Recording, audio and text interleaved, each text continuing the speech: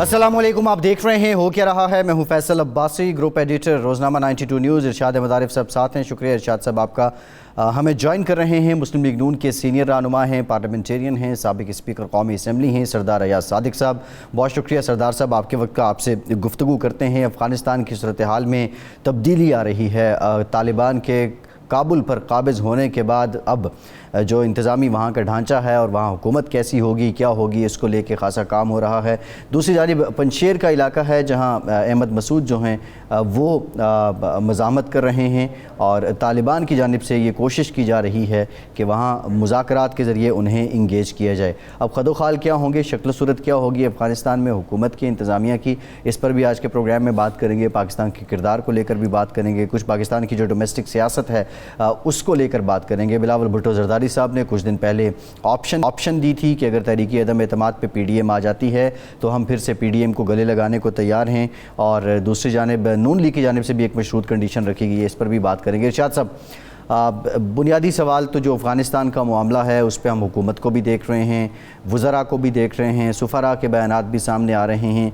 Opposition leader Shahbaz शरीफ साहब, उनकी जानिब से मासिवा इसके कि मामला पार्लियामेंट में आना चाहिए, एक मुतालबा सामने आया है। कोई बाज़ाब्ता पॉलिसी स्टेटमेंट नून लीग की तरफ से अभी तक क्यों नहीं आ सकी? ये तो हम सरदार अयाज सादिक साहब से भी पूछेंगे। पाकिस्तान के हवाले से अगर देखा जाए तो अफ़गानिस्तान एक बहुत ही उलझा हुआ मामला बन गया है। पिछली दफ़ा जब तालिबान बरसर इक़्तिदार आए तो पाकिस्तान ने उनकी हुकूमत को तस्लीम किया। सऊदी अरब और यूएई भी हमारे साथ शरीक थे, लेकिन दुनिया ने उसको तस्लीम नहीं किया। हालांकि उन्होंने अमन कायम किया। जो उनके इलाके जिन पर उनका मुकम्मल तसल्लुत था, कब्ज़ा था, वहाँ अफ्यून की और हेरोइन की और पोस्ट की काश्त बिल्कुल ख़त्म कर दी। ज़ीरो पे चले गए 2002 में, 2000 में और 2001 में अक़वाम मुत्तहिदा की रिपोर्टें शाये हो रही थी। आम शहरी के पास असला नहीं था, असला सिर्फ हुकूमती एहलकारों के पास था, लेकिन उसको तस्लीम नहीं किया गया। अब वो जो मामला है, अब वो काबिज़ हैं पूरे अफ़गानिस्तान पर। उन्होंने एक ऐसी रिवायत कायम की है जो हमारी तारीख़ में बहुत कम हैं। एक तो फ़तेह मक्का का मौका है, उसके बाद भी बहुत कम मौक़े हैं कि अपने बदतरीन दुश्मनों को भी के लिए भी उन्होंने आम माफ़ी का ऐलान किया हो, और उन लोगों को जिन्होंने उनके बंदे मारे थे, उनको अज़ियतें दी थी अपने दौरे इक़्तिदार में और हर तरह की मुश्किलात खड़ी की थी, उनकी माफ़ी की है। हिजाब और पर्दे के हवाले से नरमी पैदा की, और टीवी चैनल्स के हवाले से, NGOs के हवाले से, गैर मुल्कियों के हवाले से उन्होंने जो मैक्सिमम कर सकते थे अपनी कबायली रिवायात से हट के और अपनी माजी की रिवायत से हट के उन्होंने कर लिया। ठीक। लेकिन ये दिलचस्प बात है कि शिकस्त हुई है अमेरिका को, शिकस्त हुई है अमेरिका के इत्तेहादियों को, फ़तह पाई है बग़ैर खून बहाए, एक मुआहदे के ज़रिए और एक मुस्बत पेशरफ्त के ज़रिए, पुरअमन पेशरफ्त के ज़रिए तालिबान ने। लेकिन शराइत मनवाने की कोशिश हो रही है उस फरीक को जिसको 20 साल की जदोजहद और कुर्बानियों के बाद कामयाबी मिली है जी। तो पाकिस्तान के लिए मुश्किल पैदा हो रही है कि हम पर एक अजीब व गरीब, पहले भी चढ़ाई हो रही थी, अब फिर हो रही है कि जी हम तालिबान से वो सब कुछ मनवाएं जो ना मुज़ाकरात की मेज़ पर अमेरिका मनवा सका, ना जो मैदान जंग में मनवा सका। तो इस वजह से पाकिस्तान का किरदार जो है उसमें एक उलझाव इसलिए है, पेचीदगी इसलिए है कि अगर हम तस्लीम करते हैं तब भी हमारे लिए मुश्किलात हैं, अगर हम तस्लीम नहीं करते फौरी तौर पर तब भी हमारे लिए मुश्किलात हैं। हम चीन की तरफ देखें, हम रूस की तरफ देखें, हम अमेरिका की तरफ देखें, हम यूरोप की तरफ देखें, ये अजीब सा मामला है। लेकिन यही उलझाव हमें अपनी सियासी जमातों के और सियासी क़यादत के दरमियान भी नज़र आता है। मिसाल के तौर पर पाकिस्तान मुस्लिम लीग जो है दूसरी बड़ी पार्टी है और कई दफ़ा वो इक़्तिदार में आ चुके, 3 दफ़ा मरकज़ में इक़्तिदार में आ चुकी है, लेकिन अभी तक पाकिस्तान मुस्लिम लीग नून ने अपना मौक़िफ़ वाज़ेह नहीं किया अफ़गानिस्तान के हवाले से। अगर कोई पार्टी डिसीजन हुए भी हैं तो हमें मालूम नहीं है। ठीक। सरदार अयाज सादिक साहब से हम पूछते हैं कि सरदार साहब, कोई पार्टी की सतह पे कोई फ़ैसला हुआ है हुकूमत को یعنی کوئی سفارش کرنے کا، کوئی تجویز پیش کرنے کا کہ ہمارا موقف کیا ہونا چاہیے۔ شہباز شریف صاحب کا ایک بیان صرف ہم نے دیکھا کہ پارلیمنٹ کا اجلاس بلایا جائے، لیکن کیا یہ فیصلہ پارلیمنٹ کو کرنا چاہیے، حکومت کو اپنے طور پر کرنا چاہیے، اور مسلم لیگ کی پالیسی کیا وضع ہوئی ہے؟ جی شکریہ۔ بسم اللہ الرحمن الرحیم۔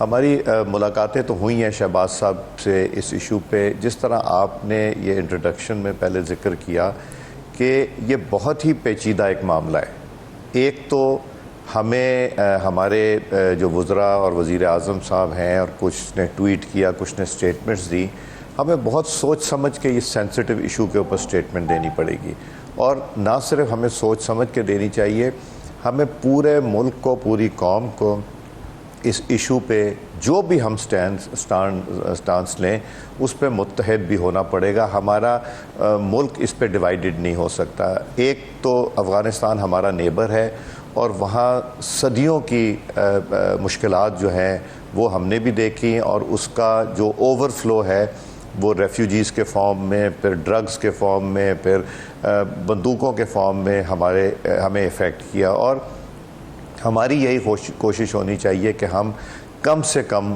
ان کی چیز میں مداخلت کریں، ان کی سوچ میں مداخلت کریں، مگر تجویز ضرور دے سکتے۔ اب حکومت کا تو کام یہ ہونا چاہیے کہ حکومت فوراً ساری جماعتوں کو بلا کے پہلے تو بریف کرے کہ کیا معاملات ہیں، اس وقت سچویشن کیا ہے، بیک ڈور ان کی کیا گفتگو ہو رہی ہے، معاہدے میں کیا ڈسکس ہوا۔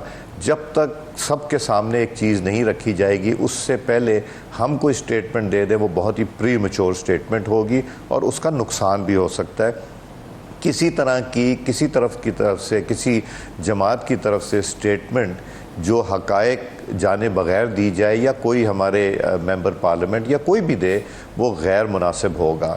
اب آپ یہ دیکھیے کہ افغانستان میں ہم نے افغانستان سے بھی تعلق رکھنا ہے، ہم نے دنیا کے ہر ملک کے ساتھ ایک اچھا تعلق رکھنا ہے۔ ہم نے یہ نہیں کہنا کہ امریکہ کو شکست ہو گئی، یا نیٹو کو شکست ہو گئی، یا افغانستان کی فتح ہو گئی، یا طالبان کی فتح ہو گئی۔ ہم نے ایک ورکنگ ریلیشن شپ ہر ملک کے ساتھ رکھنا ہے، ہندوستان کے علاوہ، اس لیے کہ ہندوستان کے ساتھ ہمارے جو معاملات ہیں وہ کشمیر کے ایشو کی وجہ سے بہت بگڑ گئے ہیں، مگر کم از کم باقی سارے ممالک کے ساتھ ہم نے ورکنگ ریلیشن رکھنی ہے۔ اور ہم یہ اگر جیت ہوئی ہے تو افغانستان کے عوام کی جیت ہوئی ہے، طالبان کی ہوئی ہے۔ ہمیں پری میچورلی یہ کہنا کہ جی ہماری فتح ہوگی، یہ مناسب شاید نہ ہو۔ ہمیں ہر ملک کو انگیج کرنا چاہیے، اور ہمیں سلوشنز دینے چاہیے۔ اب وہاں ذکر کیا ہو رہا ہے جو امیڈیٹلی دیکھیں، اچھی چیز یہ ہوئی کہ طالبان نے آ کے عام معافی کا اعلان کیا۔ چھوٹے موٹے انسیڈنسز تو ہو بھی جاتے ہیں، اس لیے کہ اتنا ابھی ان کا سٹرونگ جو لنکیج ہے شاید وہ نہیں ہے۔ پھر انہوں نے ابھی تک آ کے ایک گولی فائر نہیں ہوئی، اور ایک جان بھی نہیں گئی، یہ بھی ایک بہت بڑی بات ہے۔ اور پھر انہیں پتہ ہے کہ امریکہ کی فوجیں اڈے کو لک آفٹر کر رہی ہیں، اور وہ ان کے لیے بھی مشکلات نہیں پیدا کر رہے، اور نیٹو کی فورسز بھی ہیں، کچھ لوگ ہیں جنہوں نے وہاں سے جانا ہے، ایویکیویٹ ہونا ہے۔ سو اس کا مطلب ہے، اور پھر خواتین کے حوالے سے، اسکول کے حوالے سے، بچیوں کی پڑھائی کے حوالے سے جو ان کی سٹیٹمنٹس آ رہی ہیں وہ بڑی ریزنیبل سٹیٹمنٹ۔ سو وہ مذاکرات کے ساتھ اگر یہ چیزیں حل کرنا چاہتے ہیں تو بہت اچھی بات ہے کہ سارے سٹیک ہولڈر بیٹھ کے اور اس کے اوپر فیصلہ۔ ٹھیک ہے ایاز صاحب، ایک اپروچ ہمیں رسپانسبل ہونا چاہیے۔ سردار صاحب، ایک میاں شہباز شریف صاحب نے کہا کہ پارلیمنٹ کا اجلاس بلانا چاہیے۔ آپ سپیکر بھی رہے، آنریبل سپیکر رہے 5 سال پارلیمنٹ کے، قومی اسمبلی کے۔ ایک دفعہ میاں صاحب کے دور میں یمن کا معاملہ پارلیمنٹ میں آیا، اور اس سے بدمزگی ہوئی ہمارے سعودی عرب کے تعلقات میں۔ آپ سمجھتے ہیں کہ پارلیمنٹ میں یہ مسئلہ آئے گا تو اس سے مسئلہ سلجھنے کی بجائے الجھ بھی سکتا ہے؟ غیر ذمہ دارانہ تقریریں اگر ہو گئیں تو واقعی یہ پارلیمنٹ میں مسئلہ آنا چاہیے؟ دیکھیں، ان کیمرہ ضرور ہونا چاہیے۔ یمن میں جو بات ہوئی ساری، یمن میں ڈیبیٹ ہوئی، اور ہر ایک نے سوائے چند میرا خیال ہے 1 یا 2 لوگ ہوں گے جنہوں نے کہا کہ جی ہمیں یمن میں بھی جا کے لڑائی کرنی چاہیے۔ وہ ہماری جو سعودی عربیہ کے ساتھ تلخی ہوئی وہ اس ڈرافٹ کے اوپر ہوئی جس میں ورڈ نیوٹرلٹی لکھایا گیا کہ ہم سعودی عربیہ کے معاملے میں نیوٹرل رہیں گے، وہ ورڈ. اب میں تو چونکہ اندر سے دیکھ رہا تھا کہ کیا ہو رہا ہے، فیسیلیٹیٹ کر رہا تھا. جنہوں نے لکھایا اب میں ان کے کیا نام لوں اور انہوں نے انسسٹ کیا، ادروائز ڈیڈ لاک ہو رہا تھا اور بہت لمبا ڈیڈ لاک ہو گیا تھا. اب میں یہاں شاید مناسب نہ ہو، پاکستان کے انٹرسٹ میں نہیں ہوگا، مگر دو ایسے ممبرز تھے پارلیمنٹ جنہوں نے موقف تو وہ تھا شاہ محمود قریشی صاحب کا پی ٹی آئی کا. تو یہ مسلم لیگ نون اور حکومت کیوں دباؤ میں آ گئی اور نیوٹرل کا لفظ اس میں لکھ دیا گیا؟ جی نیوٹرل کا لفظ انہوں نے دونوں نے لکھایا. میں وثوق سے کہتا ہوں، وہاں پرویز رشید بھی تھے، زاہد حامد بھی تھے، ساری جماعتیں بیٹھی تھیں. انہوں نے تو چلنے نہیں دیا. جب میں وہاں سے اٹھ کے گیا ہوں پھر سیشن کو چیئر کرنے، تو یہ انہوں نے ڈیڈ لاک کیا ہوا تھا. اور یہاں نہ یہ بات کرائیں، مگر میں یہ کسی وقت آپ کو علیحدگی پہ بتاؤں گا کہ کیوں، وجہ کیا تھی اس کی. اور اب اگر پارلیمنٹ کا اجلاس ہوتا ہے، قریشی صاحب نے اب اگر پارلیمنٹ کا اجلاس ہوتا ہے تو اس میں بھی تو کچھ لوگ ایسے ہوں گے جو اس طرح کی گفتگو کریں گے، جو ظاہر بات ہے پھر ادھر بھی جائے گی، باہر بھی جائے گی، ہمارے لیے بدمزگی پیدا نہیں کر سکتی. دیکھیں ٹی وی کے اوپر باتیں کرنے سے بہتر ہے کہ جب ان کو حقائق پتہ چلیں گے تو جو بھی ممبر پارلیمنٹ ہے وہ ریزنیبل بات کرے گا. وہ کوئی ایسی بات نہیں کرے گا کہ جس میں جا کے کوئی پرابلم کریٹ ہو. وہ سینسبلی بات کرے گا. مگر ہمیں تو حقائق ابھی تک سارے نہیں پتہ کہ جو ہمیں نظر آ رہا ہے جو آپ کو بھی آ رہا ہے، مگر حقائق جب تک نہیں پتہ چلیں گے ہم فیصلہ نہیں لے سکیں گے. ہم شاید صحیح فیصلہ نہ لے سکیں، اور اس پہ ہماری پالیسی کے لیے ایک کنسنسس کریٹ کرنا ہوگا کہ ہم اکٹھا ہوں، یہ کریں. پھر انٹرنیشنل انگیجمنٹ کرنی ہوگی. ہم انٹرنیشنلی ممالک کو انگیج کریں جو انوالو تھے یا انوالوڈ ہیں، اور اس چیز کو سیٹل کرنے کی کوشش کریں. ان کو بھی بتائیں کہ کیا سچویشن ہے. یہ ایک کلیکٹیو ایفرٹ اس میں، بیکاز اگر افغانستان میں امن نہیں رہے گا تو وہ سپل اوور تو ہمارے جی بالکل ٹھیک ہے. ایاز صاحب ایک اور معاملہ ہے، 30 لاکھ ریفیوجیز ہیں آلریڈی. آپ کی بات بجا ہے کہ حکومت کو آن بورڈ لینا چاہیے اور اپوزیشن کو بریف کیا جائے تاکہ ایک متفقہ کوئی اعلامیہ یا لائحہ عمل سامنے آ سکے.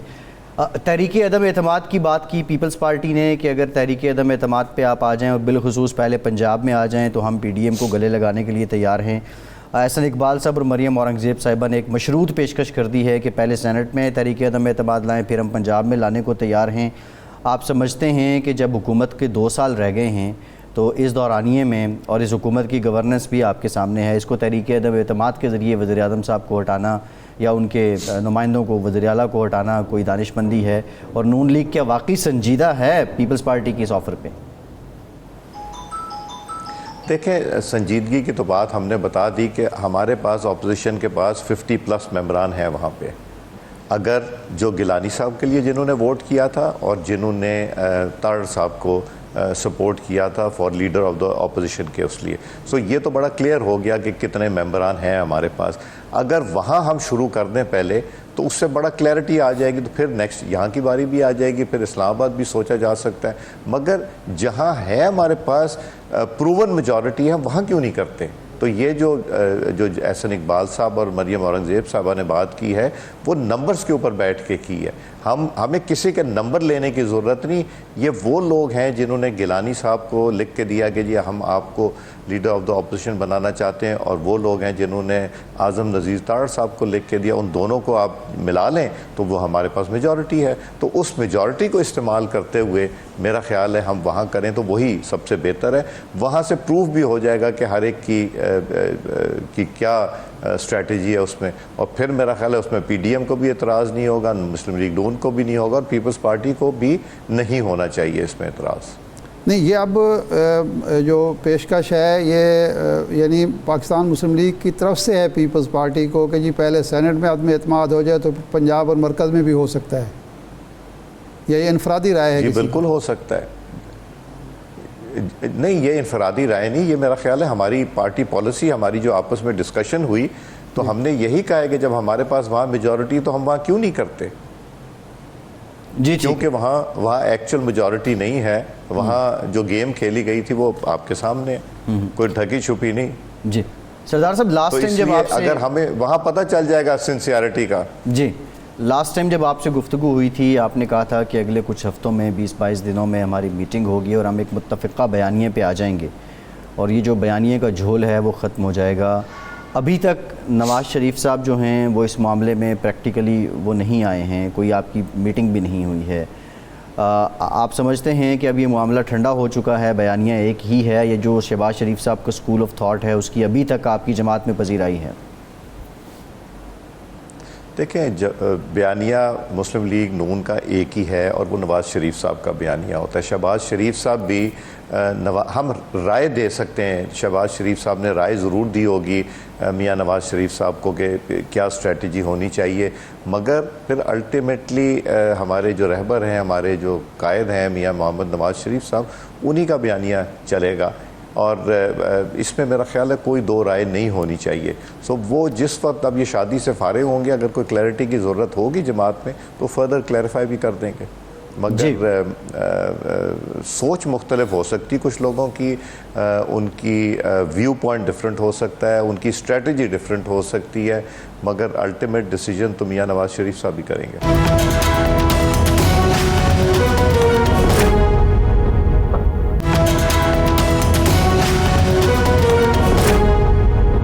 سردار صاحب، پچھلے دنوں کچھ خبریں چلتی رہیں کہ آپ کو ایک کنسنسس پرائم منسٹر کے طور پر بھی لایا جا سکتا ہے، کوئی ایسی بات تھی؟ یہ کسی کو بیوقوف بنانا ہونا تو وہ اس طرح کی خبریں اس کے بارے میں ہو جاتی. نہیں، نہ کوئی ایسی بات ہے، نہ میں خواہش مند ہوں، نہ میں کنسنسس کینڈیڈیٹ بننا چاہتا ہوں. یہ فیئر اینڈ فری الیکشن کرائیں، جس کو مینڈیٹ ملے گا وہ جماعت خود ڈیسائیڈ کر لے گی. یہ کبھی ہو سکتا ہے کہ مجھے وہ کہیں کہ جی آپ آ جائیں کنسنسس پرائم منسٹر بن جائیں تو میں ایگری کر جاؤں؟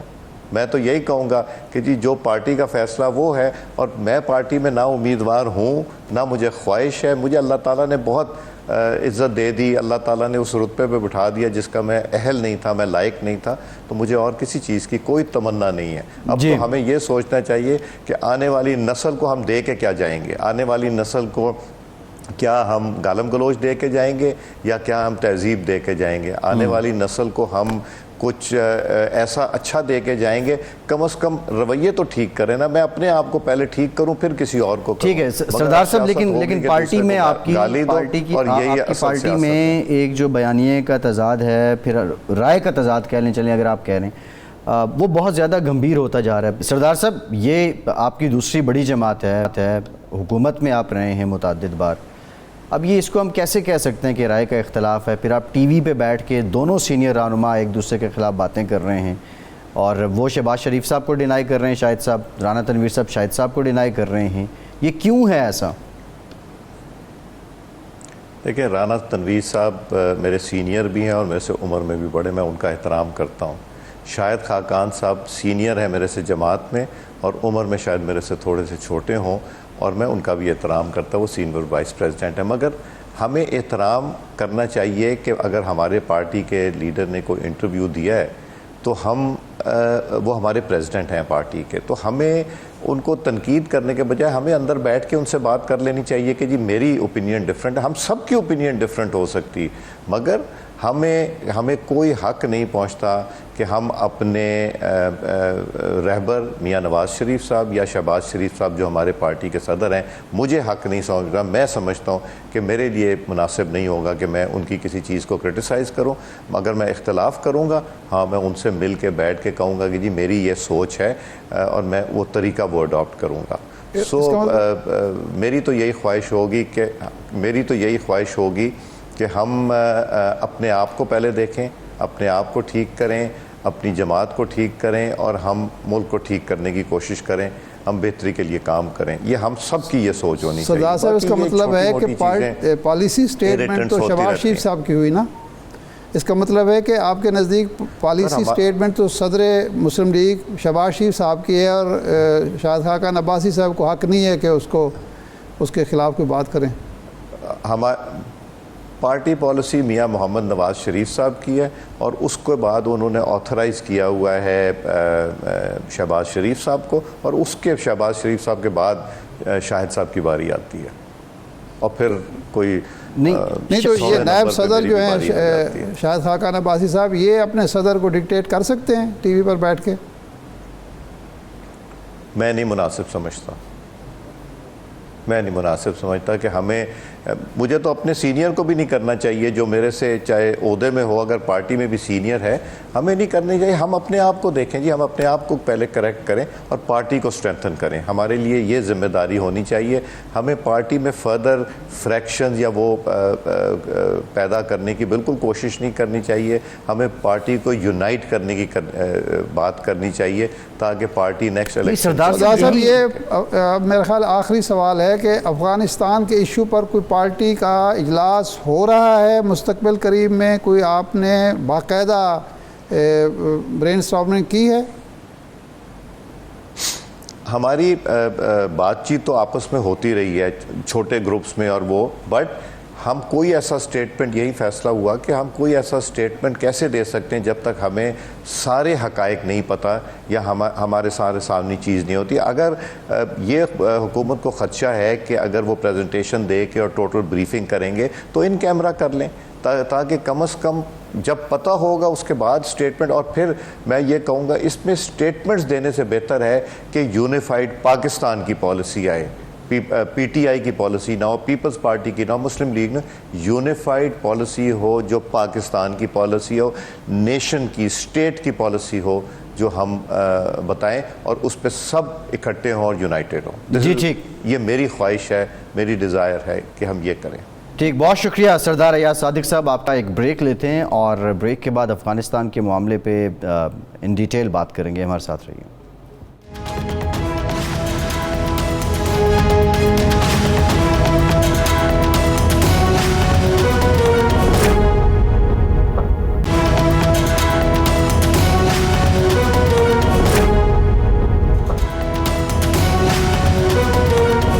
بریک کے بعد ایک بار پھر سے پروگرام میں آپ کا خیر مقدم کرتے ہیں۔ ہمیں جوائن کیا ہے افغانستان میں پاکستان کے سفیر منصور احمد خان صاحب نے۔ بہت شکریہ منصور صاحب، آپ کے وقت کا، آپ سے گفتگو کرتے ہیں۔ ارشاد صاحب، بنیادی سوال یہ ہے کہ 15 اگست کو کابل پہ قبضہ کیا طالبان نے، ابھی تک جو حکومت ہے، خواہ وہ مخلوط ہے یا ان کی ہے، اس کی تشکیل نہیں ہو سکی۔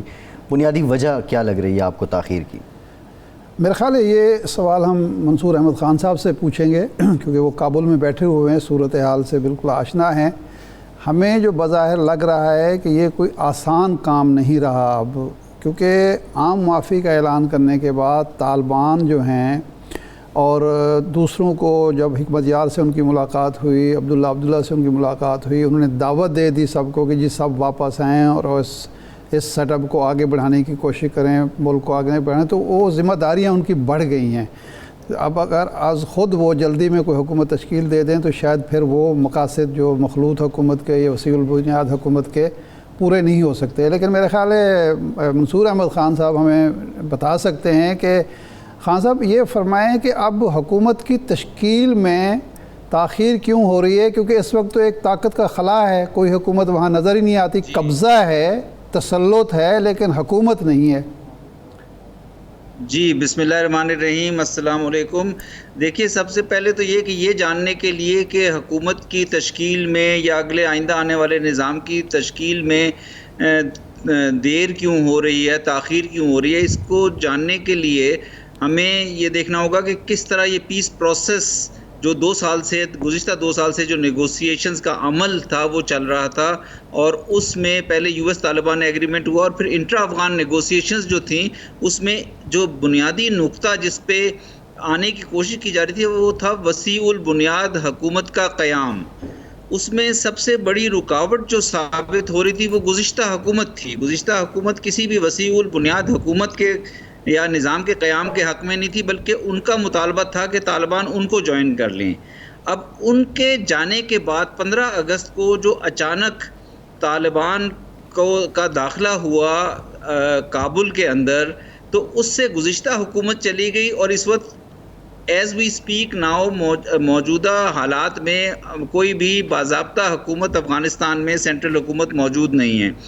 اب اس کی وجہ یہ ہے کہ جو دونوں چونکہ یہ ایکسپیکٹ نہیں کیا جا رہا تھا، یہ توقع نہیں کی جا رہی تھی کہ غیر ملکی افواج کی روانگی سے پہلے 31 اگست سے پہلے طالبان افغانستان کا کنٹرول سنبھال لیں گے، لیکن حالات کچھ اس طرح واقع ہوئے کہ 15 اگست کے بعد طالبان کے لیے غالباً کابل کے اندر داخلہ ناگزیر ہو گیا، کیونکہ گزشتہ حکومت جو تھی، گزشتہ حکومت کے جو صدر تھے وہ چھوڑ گئے، ان کی حکومت کے لوگ چلے گئے، منسٹریز سے لوگ چلے گئے، تو ایک خلا پیدا ہو گیا اور طالبان کو اب کابل کے اندر داخل ہونا پڑا، اور کابل کے اندر آ کے انہوں نے سیکیورٹی سنبھال لی، اور اس کے بعد صورتحال یہ ہوئی کہ جو امریکہ اور امریکہ کے اتحادی ممالک ہیں ان کا کنٹرول اب ایئرپورٹ تک محدود ہے، اور ایئرپورٹ پہ ان کا کنٹرول اس لیے ہے کہ وہ وہاں سے ایویکویشن کے پروسیس کو رن کر رہے ہیں۔ تو جب تک یہ پروسیس مکمل نہیں ہو جاتا، اور 31 اگست کو ہو یا اس کے چند دن بعد تک بھی جا سکتا ہے، تو ایک وسیع البنیاد حکومت کی تشکیل شاید مشکل ہوگی۔ اس پہ مذاکرات چل رہے ہیں، طالبان، افغانستان کے دوسرے لیڈران، ان کے درمیان یہ مذاکرات جاری ہیں۔ میرے دونوں سائڈوں سے رابطے رہتے ہیں، افغانستان کے افغان طالبان کے لیڈرز سے بھی اور دوسری سائڈ سے بھی جو دوسرے لیڈرز ہیں ان کے مذاکرات چل رہے ہیں، اور کوشش یہی ہے کہ وسیع البنیاد حکومت قائم ہو جس میں طالبان کی بھی نمائندگی ہو، لیکن دوسری جو افغانستان کی مشہور کی اہم قومیتیں ہیں جس میں تاجک ہیں، ازبک ہیں، ہزارہ ہیں، وہ بھی اس کا پارٹ ہوں۔ منصور صاحب، یہ کیا آپ کی اسیسمنٹ کیا ہے؟ ظاہر بات ہے آپ کلیئر کٹ تو بات نہیں کر سکتے، اسیسمنٹ کیا ہے کہ عبداللہ اور گلبدین حکمت یار نئے سیٹ اپ کا حصہ بن سکتے ہیں؟ دیکھیے، یہ تو ہم نے ہمیشہ، پاکستان نے ہمیشہ اس بات کا اظہار کیا ہے، یہ پوزیشن لی ہے کہ یہ جو یہاں پہ وسیع البنیاد حکومت کا قیام ہے یا کسی بھی قسم کے سیاسی نظام کا قیام ہے، اس پہ تو افغان لیڈرز کو، افغان دھڑوں کو، افغان فیکشنز کو ہی آپس میں ایگری کرنا ہے۔ اب ان کی جو آپس میں میٹنگز ہوئی ہیں، خواہ وہ جس میں سابقہ صدر حامد کارزئی صاحب ہیں یا ڈاکٹر عبداللہ ہیں یا گلبدین حکمت یار صاحب ہیں، اور ان سے میری بھی جب ملاقاتیں ہوئیں تو انہوں نے ہمیں یہ کہا کہ طالبان کا رویہ کافی مثبت ہے ایک وسیع البنیاد حکومت کے قیام کے بارے میں، اور طالبان کیا آپ نے جنرلی دیکھا ہوگا کہ ان کی طرف سے میسیجز بھی کافی مثبت آ رہے ہیں، لیکن جب تک کہ یہ پروسیس مکمل نہ ہو جائے اور ایک نظام تشکیل نہ پا جائے، ان چیزوں کے بارے میں حتمی طور پر کچھ کہنا بڑا مشکل ہوگا۔ جی ٹھیک، تو یہ فرمائیں کہ یہ جو دعوت دی جا رہی ہے، انہوں نے معافی کے اعلان کے بعد اشرف غنی سے بھی کہا، دوستم سے بھی کہا واپس آ جائیں، یہ طالبان کی ایک سیاسی حکمت عملی ہے یا واقعتاً ان کے دل اتنے نرم ہو گئے ہیں کہ وہ ان سب کو قبول بھی کریں گے اور شاید حکومت کا حصہ بھی بنا لیں؟ دیکھیے، طالبان نے پیس پروسیس کے دوران بھی ہمارے دوحہ میں ان سے بڑے مذاکرات ہوتے رہے، اور انہوں نے پبلکلی بھی اب آ کے میسیجنگ تو یہی کی ہے کہ وہ گزشتہ 20 سال گو کہ ان کا کہنا ہے کہ انہوں نے کافی جارحیت دیکھی یہاں پہ غیر ملکی افواج کی جانب سے اور جو اس وقت کی افغان حکومت کی جانب سے، لیکن ان کا کہنا یہ ہے کہ وہ لانگ ٹرم ریکنسیلیشن کی وجہ سے افغان سوسائٹی میں ایک سیاسی مفاہمت کی طرف آگے بڑھنا چاہتے ہیں۔ اب یہ ان چیزوں کو وقت ہی ثابت کرے گا میرے خیال میں کہ سیاسی مفاہمت کے ذریعے آگے بڑھنا ہی اس مسئلے کا واحد حل ہے، اور پاکستان ہمیشہ اسی بات پہ زور دیتا رہا ہے، تو ہم تمام فریقین پہ، خواہ وہ طالبان ہوں خواہ وہ دوسری افغان گروپسوں پہ، یہ زور دیتے رہیں گے کہ سیاسی مفاہمت کے ذریعے ایک وسیع البنیاد یا انکلوسیو حکومت کے قیام کی طرف آگے جائیں، اس سے دیر پا امن آئے گا افغانستان میں۔ منصور صاحب، آپ کا یہ وہاں بیٹھ کے اندازہ کیا ہے یا انفارمیشن بھی آپ کے پاس ہوگی، یہ جو ایئرپورٹ پہ ہمیں رش نظر آتا ہے، یہ ایک تو غیر ملکی ہیں جو جا رہے ہیں وہاں سے، لیکن جو افغان اتنے بے تاب ہوئے ہیں، یہ طالبان کے ڈر سے وہاں سے نکلنا چاہتے ہیں یا امریکہ کی، کینیڈا کی، یورپ کی شہریت حاصل کرنے کے لیے بے تاب ہیں؟ یہ دیکھیے، آپ نے جس بات کی طرف اشارہ کیا ہے، ایویکویشن کے عمل میں کافی بے ضبطگی، کافی ڈس آرڈر دیکھنے میں آیا. اس کو بہتر طریقے سے آرگنائز کیا جا سکتا تھا. جو ایویکویشن کا عمل ہے ایئرپورٹ سے جو لوگ نکالے جا رہے ہیں، اس میں ایک تو غیر ملکی فوجی یا جو ویسٹرن ایمبیسیز کے سفارتکار یا ان کے سے متعلقہ عملہ جو غیر ملکی عملہ ہے، ایک تو وہ ہیں. لیکن ساتھ ہی یہ اعلان بھی کیا گیا یا یہ آفر بھی کی گئی کہ وہ لوگ جو اس حکومت کے ساتھ گزشتہ 20 سال میں ان کا حصہ رہے، ان کے ساتھ کام کرتے رہے، ان کو خطرہ ہوگا، ان کو بھی ہم ویسٹرن کنٹریز میں لے جا کر سیٹل کریں گے. اس کی وجہ سے آپ نے دیکھا کہ ہزاروں لوگ ایئرپورٹ کی طرف امڑ آئے، ہزاروں افغانز، اور وہ اس بات کے خواہش مند ہیں کہ ان کو کسی نہ کسی فلائٹ میں جگہ مل جائے. اور آپ نے پھر ایک ایسے تکلیف دہ مناظر بھی دیکھے جس میں لوگ جہازوں سے لٹک رہے ہیں، اوپر سے گر کے شہادتیں ہوئیں. کل بھی پبلک ڈس آرڈر کی وجہ سے، وہاں پہ بد نظمی کی وجہ سے 7 جانیں ضائع ہوئیں. تو اس عمل کو بہت بہتر طریقے سے آرگنائز کیا جا سکتا تھا. بدقسمتی سے اس میں کافی بے ربطگی دیکھنے میں آئی ہے. جی ٹھیک ہے منصور صاحب، آپ ہمارے ساتھ ہی رہیے گا، ایک بریک لیتے ہیں اور جب واپس آئیں گے تو یہ جاننے کی کوشش کریں گے کہ طالبان کی جانب سے جو امریکہ کو خبردار کیا گیا ہے کہ وہ مقررہ ڈیڈ لائن پہ افغانستان کو چھوڑ دیں، اس کے کیا محرکات ہیں؟ کیا یہی ریزن ہے کہ حکومت کی تشکیل میں تاخیر ہو رہی ہے، کوئی اور معاملہ؟ بریک کے بعد بات کرتے ہیں.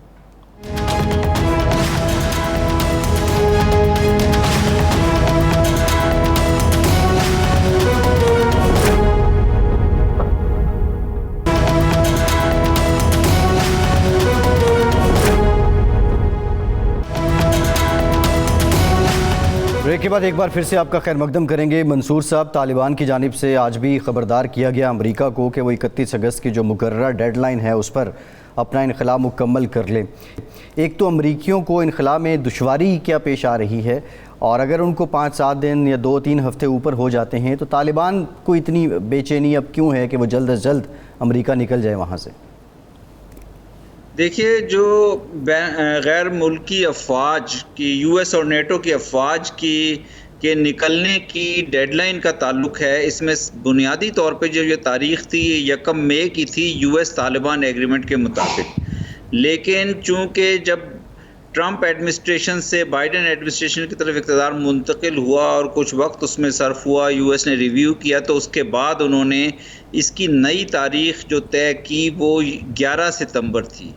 اس کے بعد بہت تیزی سے وڈرال انہوں نے کیا اور اپنی بیسز کا، اپنے ٹروپس کا، اور پھر ایک نئی تاریخ دی پریزیڈنٹ بائیڈن کی طرف سے دی گئی جو کہ 31 اگست تھی. تو ابھی تک جو ہے سب کچھ 31 اگست کی تاریخ کے ارد گرد ہے. لگ یہ رہا ہے کہ جو غیر ملکی افواج ہیں، جو یو ایس اور نیٹو کی افواج ہیں، یا ان سے متعلقہ جو غیر ملکی لوگ ہیں، ان کا انخلاء شاید 31 اگست کے اراؤنڈ ہو جائے گا. اب جہاں تک جو باقی ایک بہت بڑی افغان لوگوں کی تعداد ہے جو کہ ہزاروں میں ہیں، 20,000 کے قریب بتایا جاتا ہے، ان کا انخلاء جو ہے وہ ایک بہت کمپلیکس عمل ہے. اور اس پہ طالبان جو ہیں وہ یہ اعتراض بھی کر رہے ہیں کہ جی یہ یہاں سے چونکہ ہم نے عام معافی کا اعلان کر دیا ہے تو یہاں سے لوگ کیوں جا رہے ہیں، کیوں ایک ایگزوڈس ہو رہا ہے، ہم تو ایک وسیع البنیاد حکومت کی طرف جانا چاہتے ہیں. تو اس میں کافی یہ کمپلیکسٹیز ہیں. لیکن ابھی تک جو تاریخ جس پہ انٹرنیشنل کمیونٹی کا اتفاق ہے وہ 31 اگست ہے، اور اس وقت تک میرا خیال ہے کہ یہ جو کنسلٹیشنز چل رہی ہیں افغان لیڈروں کے درمیان اور طالبان کے درمیان، یہ بھی کسی حتمی انجام تک یا حتمی ڈائریکشن میں چلی جائیں گی.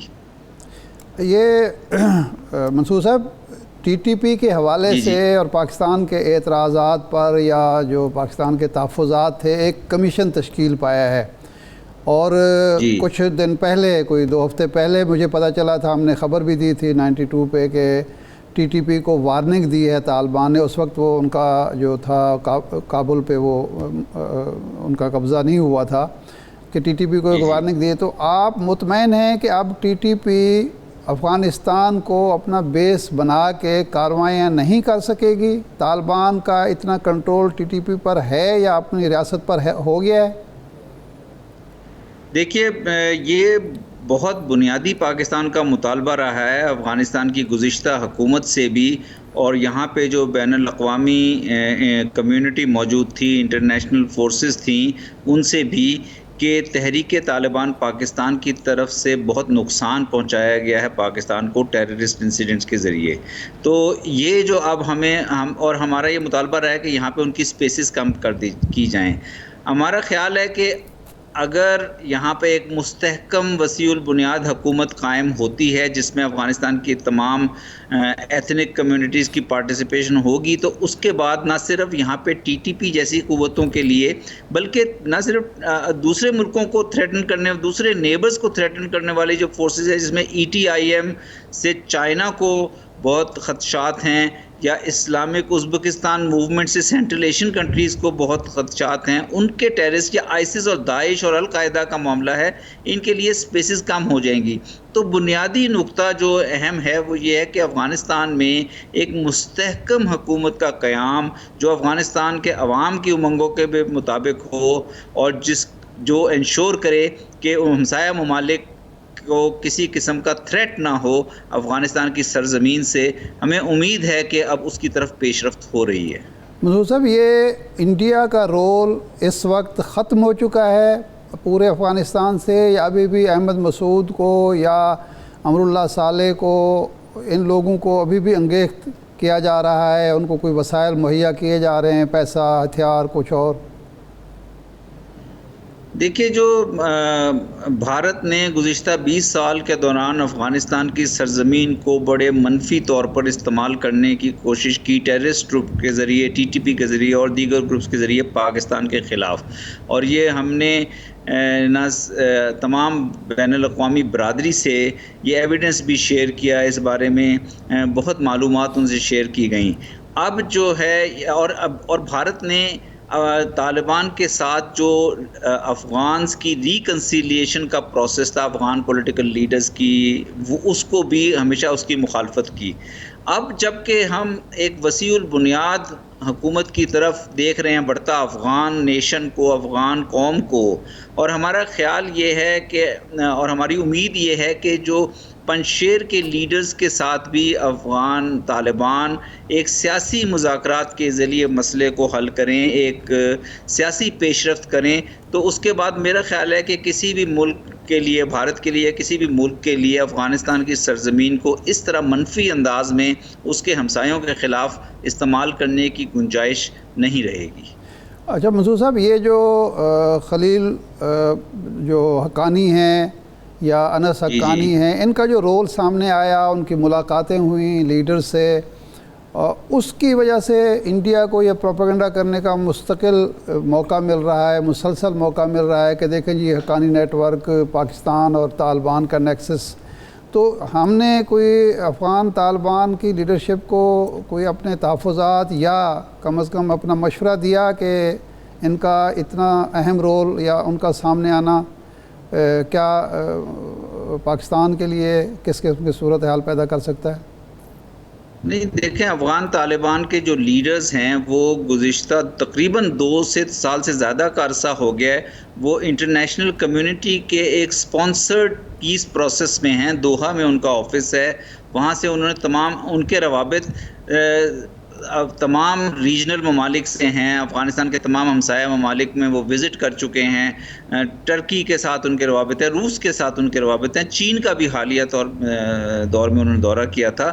تو میرا خیال ہے انہوں نے یہ تو اب افغان طالبان ایک پولیٹیکل فورس کے طور پر افغانستان میں کردار ادا کرنے جا رہی ہیں، اور ایک وسیع البنیاد حکومت کی طرف جانے کے لیے مذاکرات کر رہے ہیں۔ تو میرا خیال میں وہ بھارت کا جو پروپیگنڈا ہے اس میں کوئی وزن نہیں ہے۔ ٹھیک ہے سر، یہ بتائیں کہ یہ جو آپ کی ملاقاتیں ہوئیں عبداللہ صاحب سے، گلبدین حکمت یار سے، طالبان لیڈرشپ سے بھی اور بھی ہوئی ہوں گی، پاکستان کا جو پازیٹیو رول ہے اس کو ریکگنائز کیا جا رہا ہے، اس کا اعتراف کیا جا رہا ہے، یا ابھی بھی کوئی اسی طرح کی باتیں ہوتی ہیں ملی جلی؟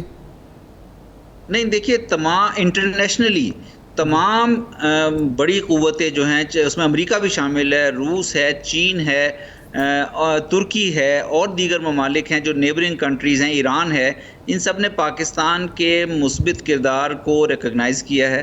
افغانستان کے اندر جو افغانستان کے اندر مختلف قومیتیں ہیں اور ان تمام قومیتوں کے لیڈروں سے میری ملاقات ہوتی رہتی ہے, ہمارے لیڈروں کی ملاقات ہوتی رہتی ہے. انہوں نے بھی پاکستان کے کردار کو کی اہمیت کو سراہا ہے, ریکگنائز کیا ہے. تو میرے خیال میں اور پھر ایمبیسی نے جس طرح غیر ملکیوں کی اور افغانز کی ایویکویشن, پاکستانیوں کی ایویکویشن تو ہماری ذمہ داری تھی, لیکن غیر ملکیوں کی اور افغانز کی جو لوگ چھوڑنا چاہتے تھے ان کے لیے جو ایویکویشن میں ایک مثبت رول پلے کیا ہے, کسی بھی ملک نے اس طرح کا رول نہیں پلے کیا. اس کے بعد میرا خیال کسی قسم کی منفی تاثر دینا پاکستان کے متعلق صحیح نہیں ہوگا. ٹھیک ہے منصور صاحب, یہ بتا دیں کہ جو اس وقت گراؤنڈ ریالٹی ہے اس کو دیکھ کے کیا لگ رہا ہے؟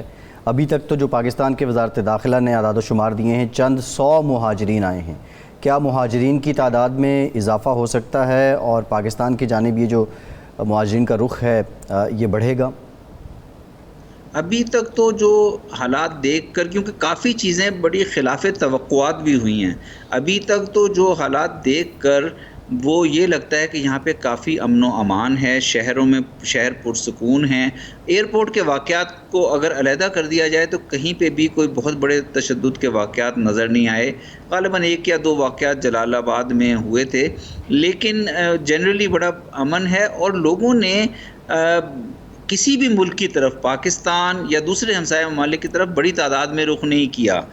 تو میرا خیال ہے کہ اگر حکومت بنانے کی طرف جلدی پیش رفت ہو جاتی ہے, لوگ سٹیبلٹی کو آتا ہوا دیکھیں گے یہاں پہ, تو لوگ اپنا ملک چھوڑ کر جانا نہیں چاہیں گے. اس لیے یہ ایک وسیع البنیاد حکومت کا قیام بہت اہم رول ادا کرے گا آنے والے. جی ٹھیک ہے منصور صاحب, آپ سے گفتگو کرتے ہیں, ہمارے ساتھ رہیے گا. ارشاد صاحب, یہ جو بھی منصور صاحب نے بھی بات کی ہے کہ حکومت کا قیام اگر ہو جاتا ہے جلد از جلد تو جو ابہام ہے یا جو خلا ہے وہ کافی حد تک دور ہو جائے گا, وہ پر ہو جائے گا. اب اگر ہم ٹائم لائن پہ چیزوں کو رکھیں تو وہ کیا انگریڈینٹس ہیں کہ طالبان غور کر رہے ہیں کن کن معاملات پہ, اور اس کے بعد وہ حکومت تشکیل دینا چاہتے ہیں؟ جو تاخیر کی بنیادی وجہ آپ کو کیا لگ رہی ہے ارشاد صاحب؟ سب سے بڑی وجہ جو بظاہر نظر آتی ہے وہ یہ ہے کہ طالبان یہ چاہتے ہیں کہ جب افغانستان غیر ملکی فوجوں سے بالکل پاک ہو جائے, انخلا مکمل ہو جائے, تو اس وقت حکومت کا اعلان کیا جائے, ایک آزاد افغانستان میں ایک آزاد خود مختار حکومت تشکیل پائے, تاکہ ماضی کا جو داغ ہے وہ دھویا جا سکے. مجھے تو یہی نظر آتا ہے, اطلاعات بھی یہی ہیں. میں جناب منصور خان سے ایک اور سوال کروں گا, آخری سوال ہی ہوگا تقریباً. وہ یہ ہے کہ آپ نے ملاقاتیں کیں عبداللہ صاحب سے بھی, باقی لوگوں سے بھی. یہ جو شمالی اتحاد کے لیڈروں کو ہم نے اسلام آباد میں مدعو کیا اور وہ یہاں رہے, ہمارے مہمان رہے, اس پر طالبان کی طرف سے یا کسی طرف سے کوئی تحفظات کے ساتھ تو نہیں ہوا کہ جی کل تک جو لوگ ہمارے خلاف لڑ رہے تھے یا امریکہ کے ساتھ دے رہے تھے یا ان میں سے کچھ لوگ انڈیا کے ساتھ بھی کھڑے ہوئے تھے, ان کو آپ نے بڑا پروٹوکول دیا ہے, شاہی پروٹوکول دیا ہے, تو اس پر کوئی تحفظات کا اظہار تو نہیں ہوا کہیں سے؟ نہیں, دیکھیے پاکستان کی پالیسی رہی ہے کہ پاکستان تمام افغان ایلیمنٹس کے ساتھ, تمام افغان سیاسی قوتوں کے ساتھ انگیج کرتا رہا ہے. اکراس دا بورڈ انگیجمنٹ کی ہماری پالیسی رہی ہے. اور یہ جو وزٹ ہوا ہے جس کا آپ ذکر کر رہے ہیں, یہ پہلے سے پلان تھا. اس کی یہ تو آپ کو یاد ہوگا, ہم گزشتہ ماہ افغان لیڈرز کو بلانا چاہ رہے تھے جولائی میں, لیکن وہ گزشتہ حکومت کی کے سخت رویے کی وجہ سے وہ وزٹ نہیں ہو سکا, ورنہ یہ کوئی 16 سے 18 جولائی کو ایکسپیکٹڈ تھا. اب ہم نے اس کو دوبارہ شیڈول کیا تھا پیس پروسیس کے عمل کو ہی آگے لے جانے کے لیے, اس پہ کنسلٹیشن کرنے کے لیے. لیکن اتفاق سے انہی دنوں چونکہ پھر طالبان نے بہت تیزی سے افغانستان میں پیش قدمی کی اور وہ کابل میں داخل ہو گئے, تو ایک ایسا مرحلہ آ گیا جس پہ یہ نظر آ رہا ہے کہ شاید وہ جی ٹھیک ہے منصور صاحب, پروگرام کا وقت ختم ہو گیا. بہت شکریہ منصور احمد خان صاحب, افغان میں پاکستان کے سفیر, محو گفتگو تھے ہم سے. شکریہ آپ کا. ارشاد صاحب آپ کا بھی شکریہ, آج کے پروگرام سے اتنے.